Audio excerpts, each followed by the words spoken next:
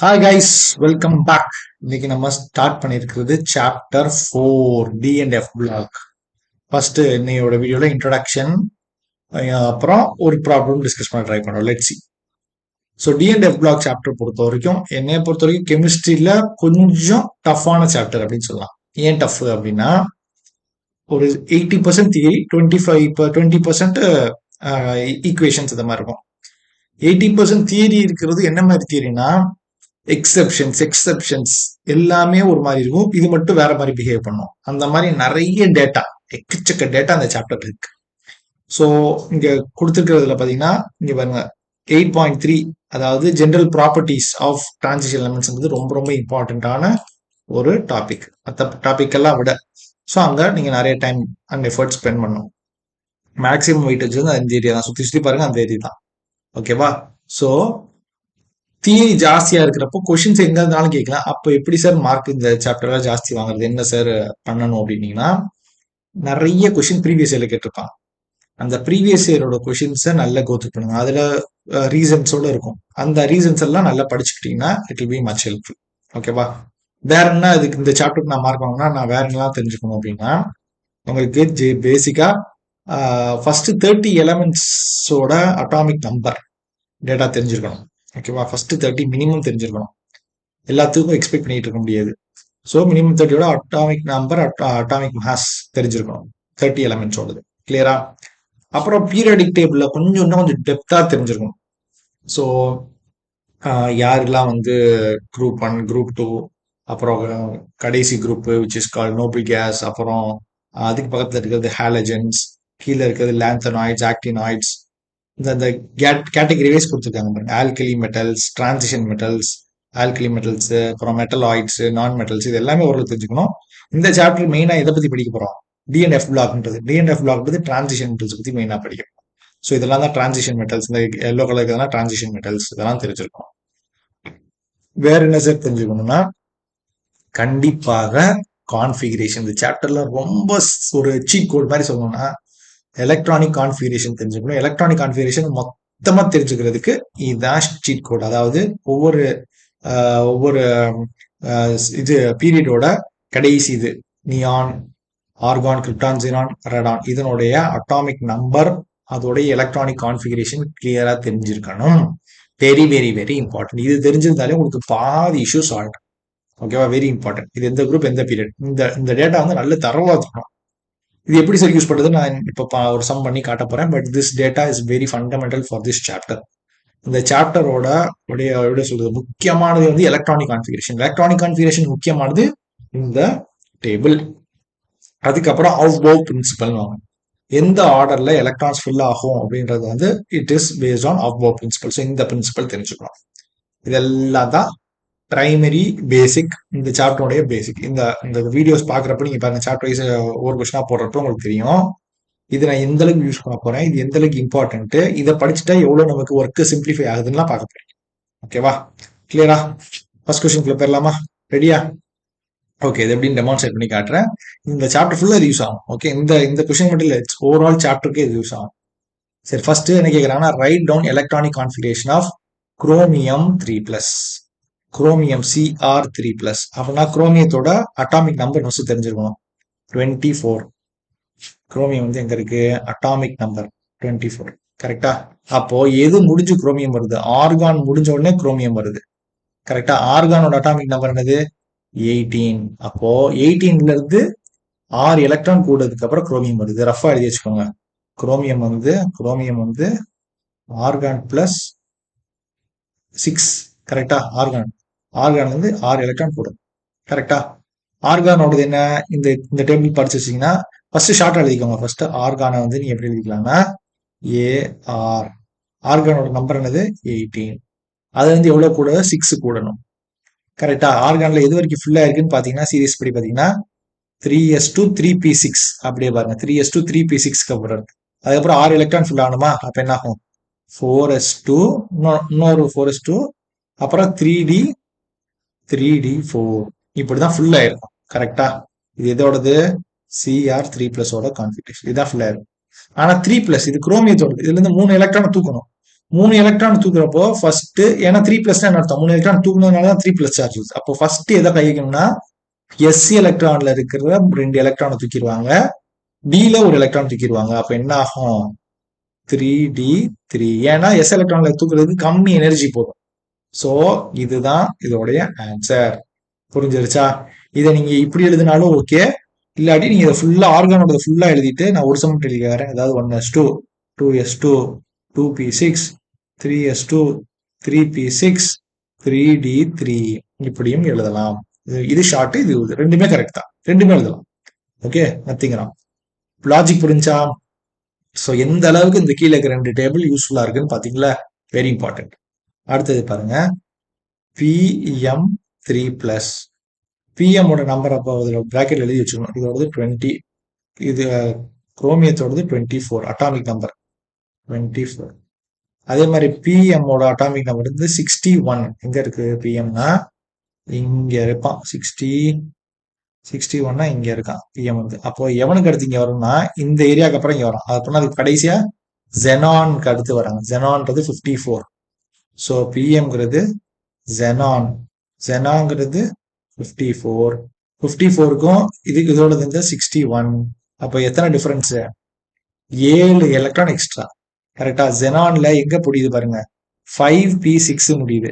5p6க்கு அப்புறம் அப்புறம் என்ன ஆகும், 6s2. இன்னும் 7ல 5 ஃபில் பண்ணிட்டேன். இன்னும் எவ்வளவு ஃபில் பண்ணணும், இன்னும் 7ல 2 ஃபில் பண்ணிட்டேன். இன்னும் 5 ஃபில் பண்ணணும். 6sக்கு அப்புறம் 4d 4f5 7 ஃபில் பண்ணிட்டேன். கரெக்டா? இப்படிதான் இருக்கும். ஆனா 3+ அப்படின்னா 3 எலக்ட்ரான் தூக்கணும்ல, அதனால நான் இங்க தனியாவே எழுதிடுறேன். அப்பதான் உங்களுக்கு ரெஃபர் பண்றப்ப ஈஸியா இருக்கும்.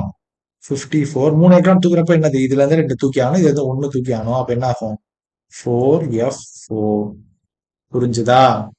புரிஞ்சுதா? ஈஸியா இருக்கா? ஓகே, கிளியரா? 4 அதுக்கப்புறம் 4f. அடுத்த போயிடலாமா? இதை ஃபுல்லா எழுதிட்டு 4f4 எக்ஸ்ட்ரா ஆட் பண்ணிக்கணும். தேர்ட் என்னது, காப்பர் Cu+. Copper Cu+.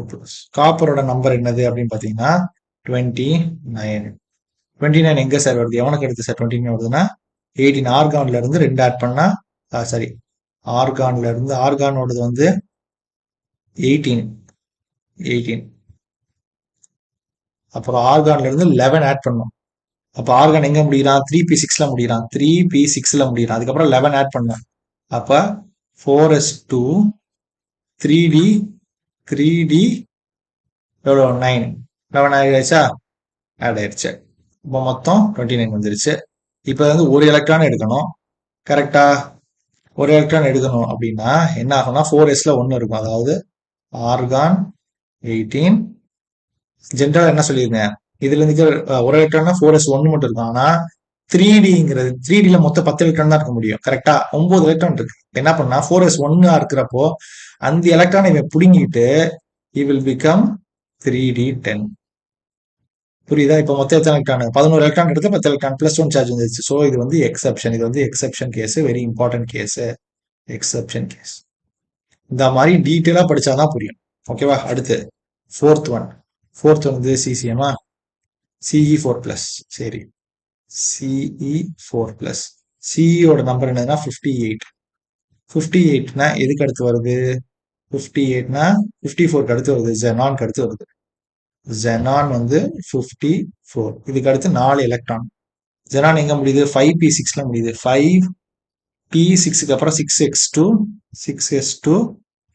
அப்புறம் ஆக்சுவலா இதுக்கப்புறம் 4 எலக்ட்ரான் இருக்கு. ஆனா அந்த 4 எலக்ட்ரான் எக்ஸ்ட்ரா இருக்கிறது இந்த 4+ முடிச்சிட்டேன் இல்ல. அப்போ இது வந்து ஜஸ்ட் ஜெனானோட கான்ஃபிகரேஷன் தான். அவ்வளவுதான், முடிஞ்சிருச்சு. இது ஜெனானோட தான், அவ்வளவுதான்.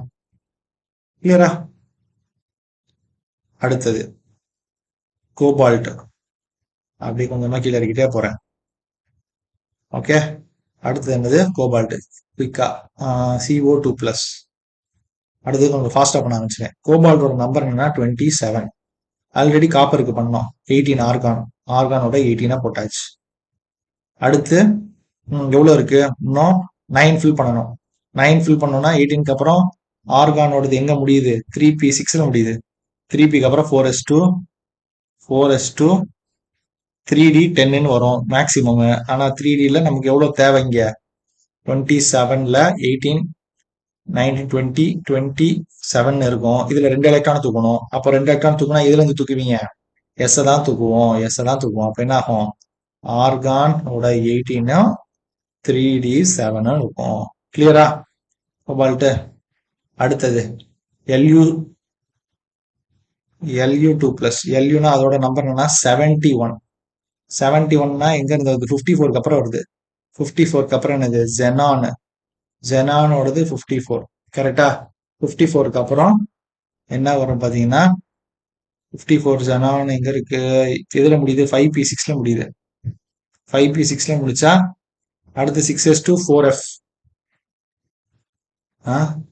54 அப்புறம் ஜெனான் ஜெனான் முடிகிறது வந்து 5p6 அப்புறம் 6s2 4f14. ஆக்சுவலா 4f14 மொத்தம் 16 வந்துடும். ஆனா இங்க எவ்வளவு தேவை? 71ல இருந்து 54 கழிச்சீங்கன்னா 71 minus 54 பண்ணீங்கன்னா you will be getting 17. 17 16.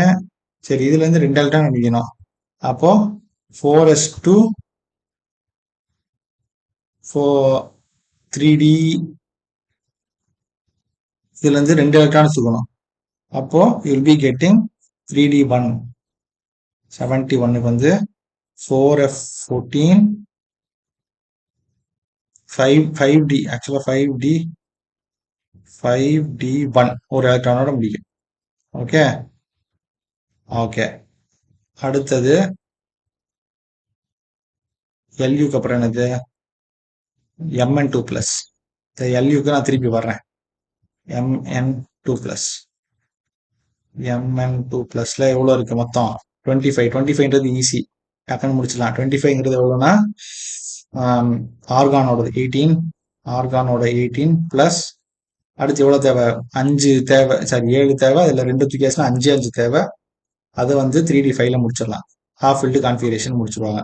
அடுத்து கடைசி TH4+. அதோட நம்பர் என்னன்னா 90 எதுல இருந்து வருது? 86 அப்புறம் 4 தூக்கியாச்சுன்னா அப்ப டைரக்டா வந்துடும் ரேடான், which is RD டைரக்டா 86. ஏன்னா 90 4 தூக்கியாச்சுன்னா இதான். அப்ப டைரக்டா இதான் கான்ஃபிகரேஷன், பிரச்சனை இல்லை. RN போடணும்.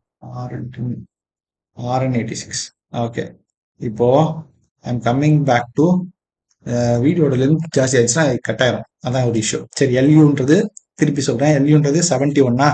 71ல ஜெனானோடது 54. 54க்கு அப்புறம் எவ்வளவு தேவை? 54க்கு அப்புறம் 17 தேவை. கரெக்டா? 17 தேவை. இங்க எவ்வளவு இருக்கு? 54க்கு அப்புறம் XEல 5p6 முடிச்சிருச்சு அப்படின்னா 6s2 முடிச்சு 4d14 முடிச்சு 5d1. அதாவது 17ல 15 16 17. கரெக்டா? 17 இருக்கு. இதுல 3 எலக்ட்ரான தூக்கணும். அந்த 3 எலக்ட்ரான 2 எலக்ட்ரான் தூக்கணும். 2 எலக்ட்ரான்ல யாரை தூக்குவீங்க? 6s2 தானே ஃபர்ஸ்ட் அந்த 2 எலக்ட்ரான் தூக்கிடுவீங்க. தூக்கிட்டீங்கன்னா ஆரம்பிச்சு 4f14 தூக்கிடும். புரிஞ்சா? எதுவும் டவுட் இருக்கா? வேற ஏதாவது டவுட் இருந்தா ஸ்பெசிஃபிக்கா இருந்துச்சுன்னா நீங்க என்கிட்ட கேட்கலாம். மெசேஜ் அனுப்புங்க. we will explain. கிளியரா? ரெண்டா சிம்பிள். சம் பெரிய சம் ஆயிடுச்சு. பட் ஆனா அது உங்களுக்கு இந்த very important one. Okay, channel மறக்காம சப்ஸ்கிரைப் பண்ணுங்க. Will meet in next video. Thank you.